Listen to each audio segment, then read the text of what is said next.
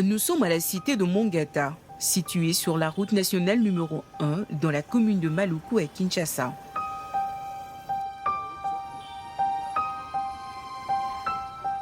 On y trouve une école spéciale, ouverte en urgence par des humanitaires pour garantir l'éducation des enfants victimes des conflits au sud-est de la RDC. Bonjour. Beauté. Vous allez bien? Dans cette salle de classe, on rencontre Alfred Kyungu.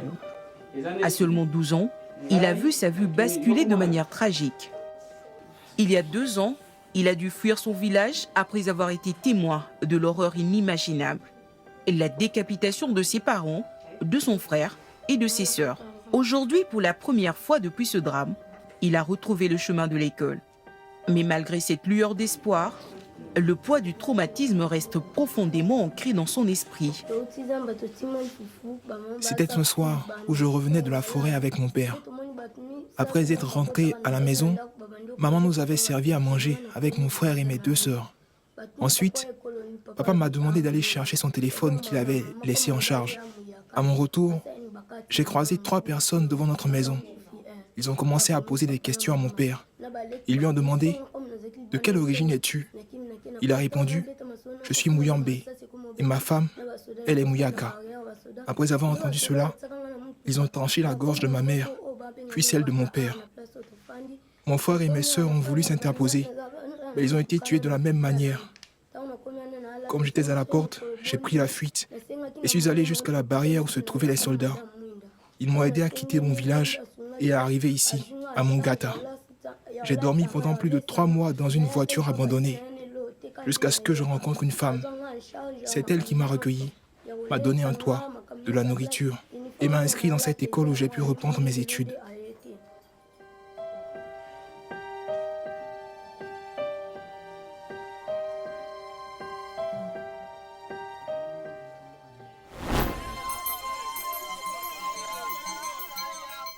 Depuis 2022, la province du Maïndombe, dans le sud-ouest de la République démocratique du Congo, est le théâtre des violents conflits interethniques opposant le peuple Teke et Yaka.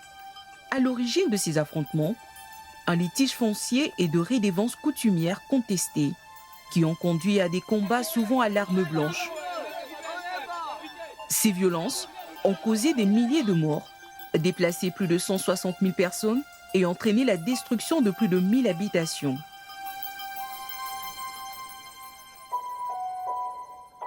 Dans ce coin perdu de la capitale, au bout de ce sentier bordé d'arbres et marqué par l'érosion,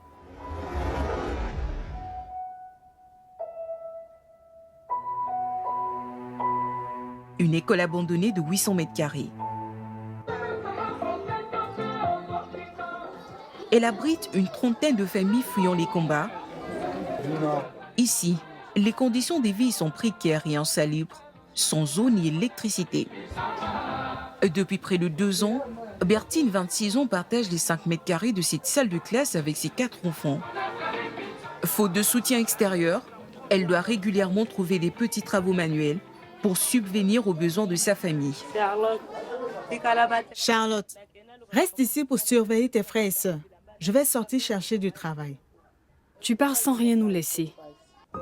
Aujourd'hui encore, elle est traumatisée par ce qu'elle a vécu là-bas, mais surtout par ses conditions de vie sur place, marquées entre l'espoir, la faim et l'incertitude. Tout avait commencé le 10 juin 2022. J'étais dans le champ avec mes amis lorsque des hommes sont venus nous demander de fuir, car des émeutes avaient éclaté dans notre village. À l'époque, je venais d'accoucher mon dernier enfant qui avait 9 mois. Lors de notre fuite, à cause de la pression, il est décédé. J'ai dû jeter son corps dans la brousse et continuer mon chemin avec mes 4 autres enfants. Après 2 mois de périple, nous sommes arrivés ici, à Maluku. Après avoir passé 3 mois à dormir à la Belle Étoile, Bertine et les autres déplacés ont été installés dans cette école par un ancien bourgmestre. Mais leur calvaire n'a cessé de s'aggraver depuis. Là où nous vivons actuellement, c'est un bien privé. Cela n'appartient pas à l'État. Nous avons vécu un drame ici. Un enfant de 5 ans est mort et nous avons dû déposer son corps dans cette cour pendant 2 jours. Aucune autorité de l'État n'est venu nous soutenir. C'est grâce aux bouches à oreille qu'une personne de bonne volonté est venue, a acheté un cercueil et c'est ainsi que nous avons pu enterrer cet enfant. Ici, les gens meurent, qu'ils soient enfants ou adultes, parce que nous n'avons pas les moyens de nous soigner. Nous avons déjà reçu un préavis pour quitter les lieux et nous vivons dans l'insécurité. Chaque soir, nos voisins nous jettent des pierres. Nous ne pouvons même pas envoyer nos enfants faire une course, car ils se font tabasser. Nous vivons comme des prisonniers. Nous voulons quitter cet endroit. J'espère trouver des gens qui voudront que je fasse leur lessive, afin que je puisse trouver de quoi vous nourrir ce soir. Soyez tranquilles, j'arrive. Priez simplement que la faveur de Dieu soit avec moi et que je trouve du travail.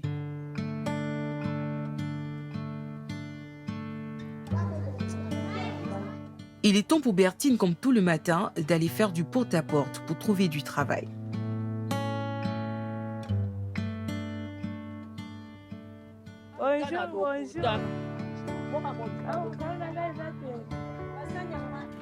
Ici, on lui propose de faire la vaisselle.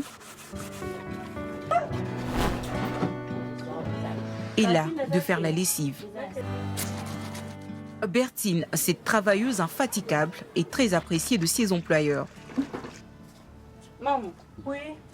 Ces enfants ont beaucoup joué avec de la saleté. Micheline, qui fait régulièrement appel à ses services, n'hésite pas à louer ses qualités. Elle est gentille, elle est travailleuse, et puis elle est ponctuelle et honnête. Elle fait tout, presque tout. Tout ce qu'on n'est pas à mesure de faire quand on n'a pas le temps, elle le fait. Et puis quand on a les peu qu'on a, on la donne. S'il y a à manger même, on donne. S'il y a les vêtements, on donne. En fin de journée, Bertine dresse le bilan. Elle a gagné 4 000 francs congolais, soit l'équivalent d'1,5 €, ainsi que d'un sachet de farine de maïs. Mais cela lui semble insuffisant pour couvrir la ration du soir. D'habitude, quand je sors, les bons jours, je peux gagner entre 20 000 francs congolais et 15 000 francs congolais. Mais les mauvais jours, comme aujourd'hui, je gagne moins. Avec ce que j'ai pu obtenir aujourd'hui, nous allons juste acheter des légumes et manger avec du maïs. Si Bertine a opté pour des travaux manuels pour survivre, d'autres déplacés vivant dans la même cour qu'elle ont choisi d'autres options.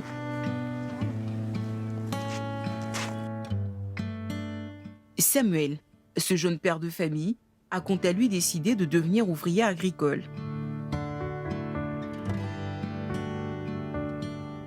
À une dizaine de kilomètres de chez lui, il se rend chaque jour pour accomplir ses tâches quotidiennes.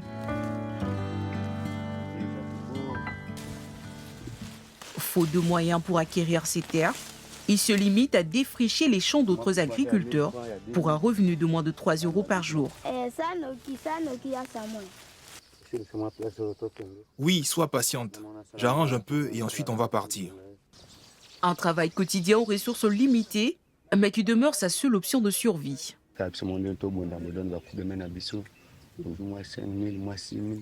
Nous devons nous débrouiller pour manger. Sinon nous allons mourir de faim avec nos enfants. Je gagne entre 5 000 francs congolais et 6 000 francs congolais par jour. Je n'ai pas quitté mon village pour rien. C'était à cause des violences. Mais depuis que nous sommes arrivés ici, nous souffrons tellement que nous ne savons pas comment nous en sortir. Je termine ma journée avec 5 000 francs congolais et je ne sais vraiment pas ce qu'on pourra manger ce soir.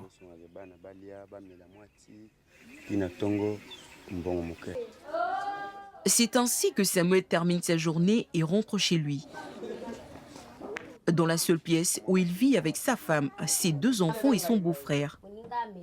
Ce soir, le dîner se résume à un morceau de pain accompagné du thé rouge.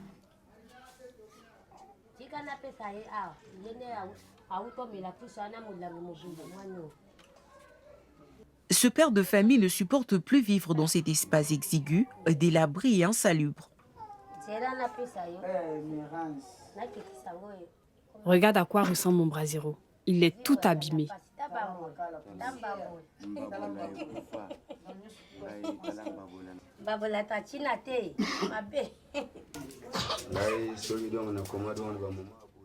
Nous vivons dans un état de précarité avancée. Regarde dans quel état se trouve mon brasero. Quand je vois ce que je suis devenu aujourd'hui, ça m'étonne. J'ai tout perdu et je n'ai nulle part où aller.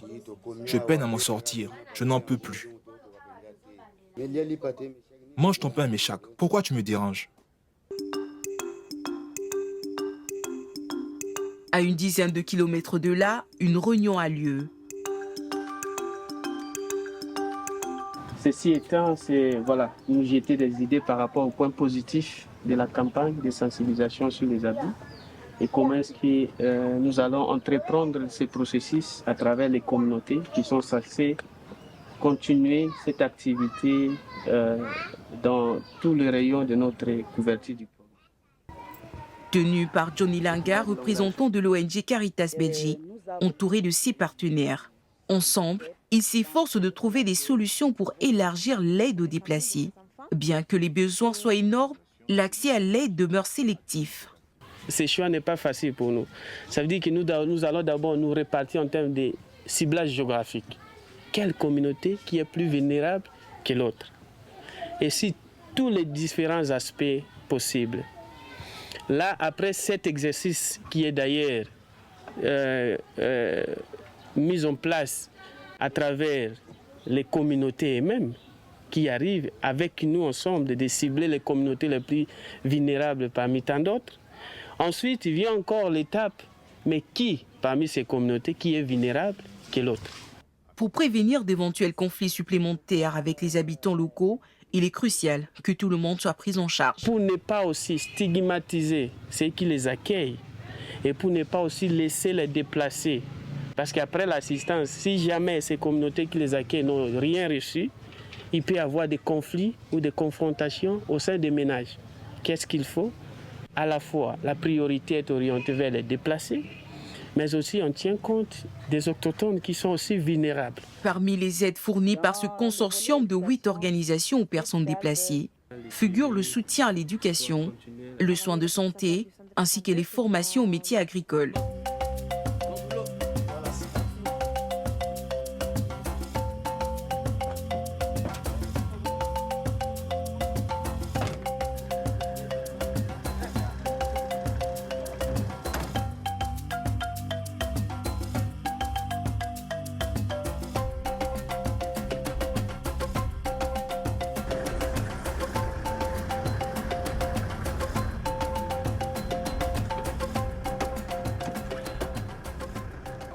À quelques mètres de là, se trouve un hôpital, l'une des rares structures médicales de toute la cité de Mongata, où les déplacés de Kwamouth peuvent recevoir gratuitement des soins, des traitements et de l'aide.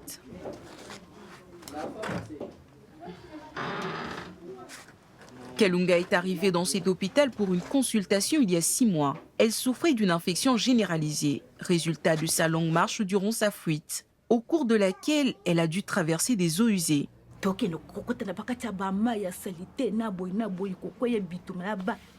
Pour fuir avec mes 7 enfants, nous avons dû emprunter des chemins où il fallait traverser des eaux usées. Nous avons beaucoup souffert en chemin jusqu'à arriver ici, à Mongata. Je suis arrivée très malade et mes proches m'ont amenée dans ce centre de santé où j'ai pu être opérée gratuitement car les résultats montraient que j'avais de nombreux microbes. En ce moment, je suis en repos.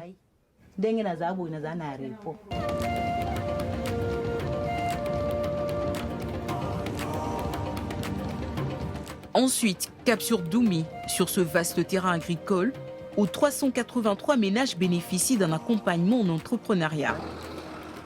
Ils suivent une formation en agriculture, se préparant à reprendre une activité tout en perfectionnant leur expertise dans le métier de la terre. Coupe l'herbe de l'autre côté. Charles reprend peu à peu pied après l'épreuve de son exil. Depuis plus de 6 mois, il travaille dans ce champ et se réjouit de voir sa vie transformée. Quand Caritas est venu, ils nous ont convoqués et nous ont proposé de travailler dans leur champ. J'étais d'accord pour adhérer à ce programme. Voilà pourquoi cela fait près de 6 mois que nous travaillons ici. Nous en sommes ravis et nous espérons que cela va continuer. Au total, plus de 50 000 personnes ayant fui les hostilités depuis le début de conflit en 2022 ont choisi de s'installer à Kinshasa. Malgré leur grande vulnérabilité, leur parcours force l'admiration. En dépit de nombreuses difficultés, elles continuent de résister et de tracer leur chemin avec courage.